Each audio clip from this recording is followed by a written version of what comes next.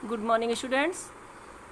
अब आप लोगों के एग्ज़ाम बिल्कुल पास में आ चुके हैं, तो आज हम लोग पहले संस्कृत का रिवीज़न कर लेते हैं।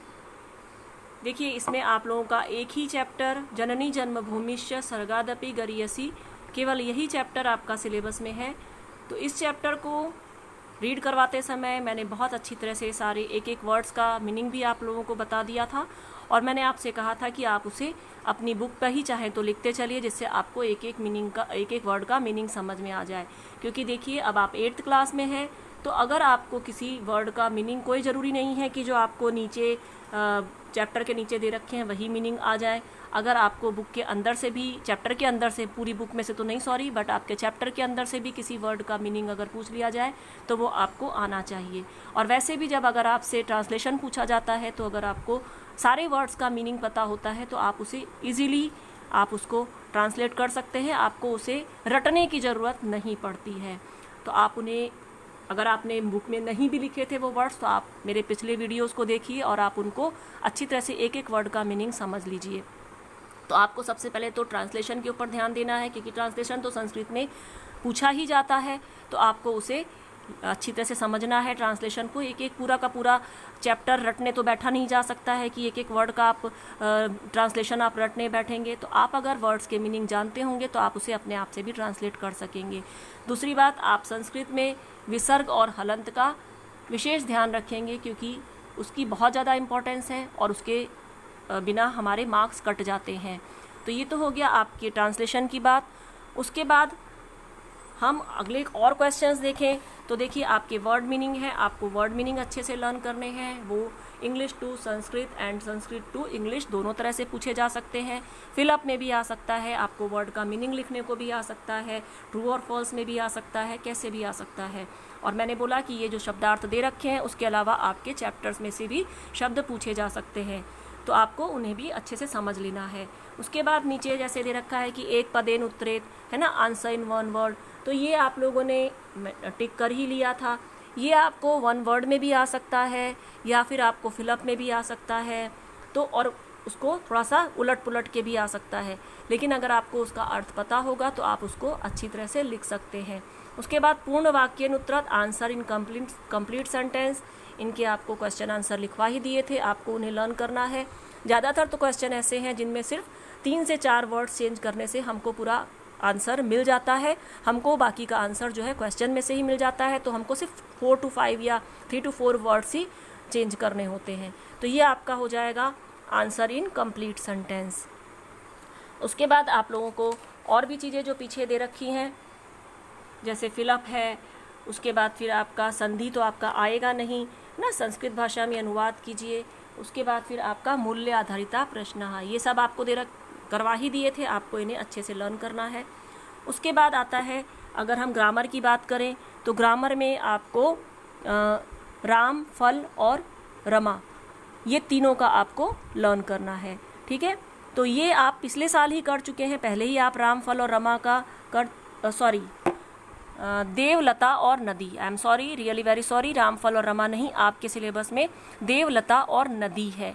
ठीक है, तो आपको देव और लता का आपको पहले ही आप लोग 7th में भी पढ़ चुके हैं, और आपको नदी का लर्न करना है। देव और लता, ये दोनों, तो देव तो मैस्कुलाइन वर्ड को रिप्रेजेंट करता है और लता जो है फेमिनाइन वर्ड को रिप्रेजेंट करती है। तो ये आपको जो है, आप चाहे देव का और लता का कर भी लेंगे तो भी आप मैस्कुलाइन और फेमिनाइन के जो अदर वर्ड्स हैं आप उनको भी इजीली फॉर्म कर सकते हैं। क्योंकि अगर आपने देव का किया है तो आप बालक का भी कर सकते हैं, राम का भी कर सकते हैं, नरह का, किसी का भी आप कर सकते हैं। ऐसे ही अगर आपने लता का लर्न किया है तो आप रमा का, महिला का, सारिका, चटका, किसी का भी आप उसको अकॉर्डिंगली आप लिख सकते हैं। हाँ, नदी का जरूर आपको इस बार लर्न करना है, क्योंकि आप नेक्स्ट क्लास में आए हैं, कुछ तो आपका न्यू इंक्लूड होगा ही उसमें, तो आपको नदी का लर्न करना है। ये जो वर्ड्स हैं देव, लता या नदी है, ये आपको किसी भी तरह से आपको लिखने को भी आ सकते हैं, या फिर ये हो सकता है कि आपको उसमें वर्ड दे रखा है तो आपको उसका आपको केस और नंबर उसका रिकॉग्नाइज करना है, या फिर आपको नदी का दे रखा है तो आपको ये दे रखा है कि आप इसका एबिलिटी फॉर्म में, आप इसका ड्यूअल नंबर में आप इसका वर्ड लिखिए कि क्या उसका फॉर्म बनेगा। इस तरह से भी आ सकता है आपको। लेकिन अगर इनके सारे फॉर्म्स लर्न होंगे तो आपको उसमें कोई परेशानी नहीं जाएगी, ना आइडेंटिफाई करने में जाएगी और ना ही उनको लिखने में जाएगी। ठीक है, तो आपको मान लो लता का दे रखा है और आपको उसमें पूछा है कि आप इसमें आपका जेनेटिव फॉर्म में आपका सिंगुलर में क्या होगा, तो आपको उसे जेनेटिव केस में सिंगुलर में क्या होगा तो आपको उसे आइडेंटिफाई करना है या उसे लिखना है। इस तरह से आ सकता है, या फिलअप में भी आ सकता है, ट्रू और फॉल्स में भी आ सकता है, किसी भी तरह से उसको पूछा जा सकता है। कुल मिला के आपको इन तीनों के फॉर्म्स जो हैं अच्छे से लर्न कर लेने हैं, देव, लता और नदी के। उसके बाद साइन ऑफ केसेस है। साइन ऑफ केसेस आप लोग 6th 7th में भी पढ़ चुके हैं। फिर प्रोनाउन टेबल, मेरे पास एक ये भी क्वेरी आई थी कि मैम प्रोनाउन टेबल क्या होता है, हमने तो कभी देखा ही नहीं है प्रोनाउन टेबल और आपने हमको सिखाया भी नहीं है। देखिए, आप इसको 6th 7th से पढ़ते चले आ रहे हैं, हर चीज़ बार बार वही तो नहीं पढ़ाई जाएगी आपको। अगर आप 8th में आके कहेंगे कि मैम आपने इस बार हमको 5 का टेबल नहीं सिखाया, तो ये तो कुछ कहने वाली बात नहीं है। क्या 5 का टेबल आपको 8th में आके नहीं सिखाया जाएगा अगर आप पहले से पढ़ते चले आ रहे हैं तो?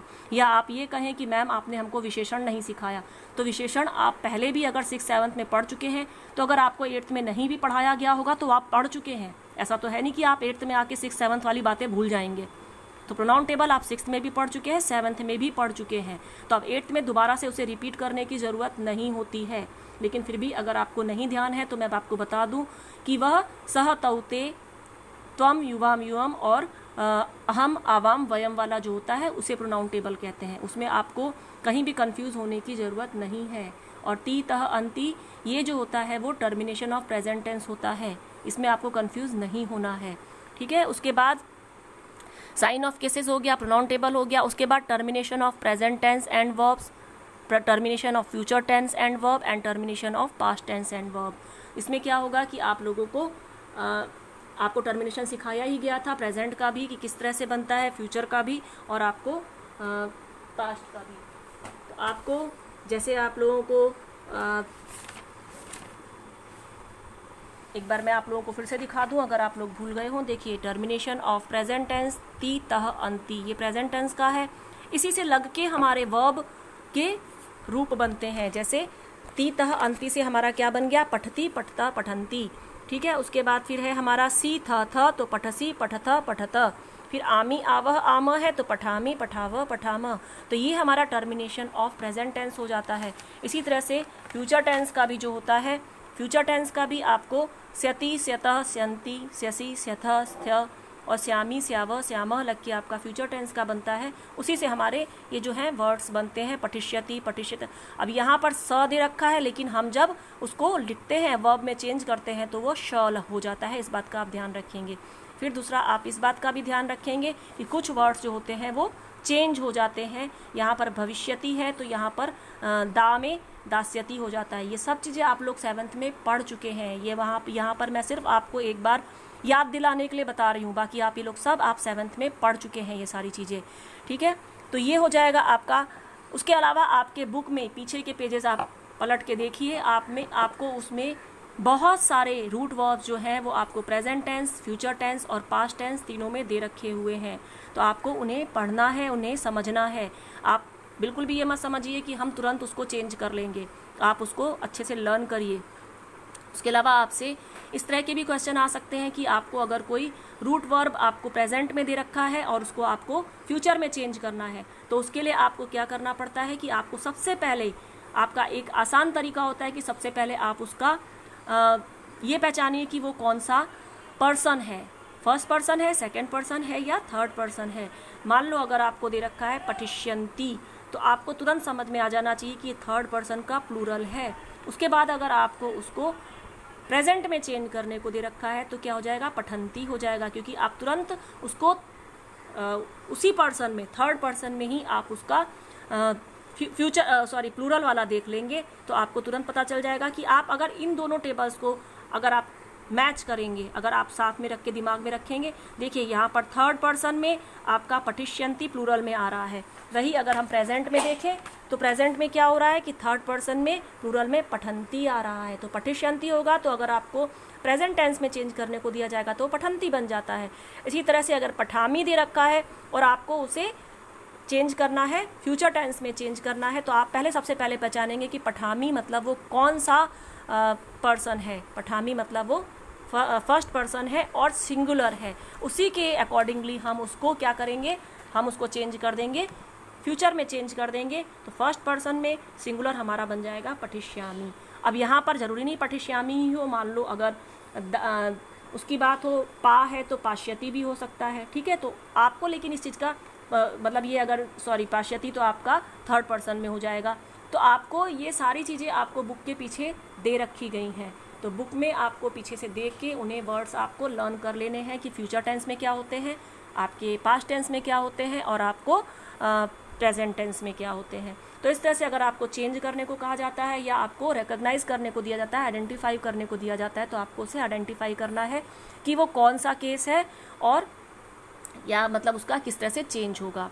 केस नहीं, कि वो कौन सा पर्सन है और किस तरह से चेंज होगा। इसी तरह से आपका देव, लता और नदी के जो आप लर्न करेंगे, आपको वो लिखने को भी आ सकते हैं। उसके अतिरिक्त आपको वो, जैसे मान लो देव का दे रखा है और आपसे पूछा जाता है कि आप नॉमिनेटिव में आप उसका प्लूरल का फॉर्म लिखिए, तो आपको उसे लिखना है कि नॉमिनेटिव में प्लूरल का वो क्या होगा या एक्यूसेटिव में ड्यूअल में वो क्या बनेगा। तो अगर आपको ये लर्न होंगे तो आप उसको तुरंत आप लिख पाएंगे कि वो नॉमिनेटिव में प्लूरल में क्या बन जाएगा। या नदी का दे रखा है तो एक्यूसेटिव में सिंगुलर पूछा है तो एक्यूसेटिव में सिंगुलर क्या होगा। ये आपको ट्रू और फॉल्स में भी आ सकता है, ये आपका फिलअप में भी आ सकता है कि आपको तीनों फॉर्म लिखे हुए हैं, बीच में एक के लिए गैप छोड़ रखा है, तो आपको उस गैप में फिल करना है कि उस गैप में क्या आ जाएगा। ठीक है, आपका ये आपको नोटबुक में भी लिखने को, पेज में लिखने को भी आ सकता है या आपका ये MCQ में भी आ सकता है। अगर आपको लर्न होगा तो आप कैसे भी करके उसे लिख सकते हैं। ठीक है, तो आपको देव, लता और नदी के रूप अच्छे से लर्न कर लेने हैं। तो ये तो हो गई हमारी सारी बातें कि आपका जननी जन्मभूमि में क्या आएगा। उसके बाद आपका sign of cases, then pronoun table भी मैंने आपको बता दिया, सह तौ ते। उसके बाद फिर आपका termination of present tense, future tense and past tense भी हो गया कि किस तरह से हमको उसे चेंज करना है। सबसे पहले ध्यान रखिए बार बार कि आप सबसे पहले पर्सन को पहचानेंगे, उसके बाद आप उसके नंबर्स को पहचानेंगे कि कौन सा नंबर है, सिंगुलर है, प्लूरल है या ड्यूअल है। और उसके बाद फिर आप उसको जो आपको अदर जिसमें पूछा गया है टेंस में, उसमें आप उसी हिसाब से उसको चेंज कर देंगे, या फ्यूचर पास्ट का है तो पास्ट में चेंज कर देंगे, जिसमें भी है। उसके बाद देव, लता और नदी का आपको केसेस के हिसाब से और नंबर्स के हिसाब से आपको लर्न रखना है। हो सकता है कि आपको 3-4 लगातार पूछ लिए जाएं कि आप नॉमिनेटिव, एक्यूसेटिव या इंस्ट्रूमेंटल का लिखिए, फॉर्म सारे पूछे जा सकते हैं, या फिर आपको एक आध पूछा जा सकता है, पहचानने को आ सकता है, किसी भी तरह से आ सकता है। कुल मिला के यदि आपको लर्न होगा तो आप कैसे भी लिख सकते हैं। ठीक है, तो ये हो गया हमारा सिलेबस आपको कंप्लीट। मैंने आपको समझा दिया है कि आपको क्या लिखना, कैसे पढ़ना है और कैसे उन्हें पहचानना है। ठीक है, बेस्ट ऑफ लक।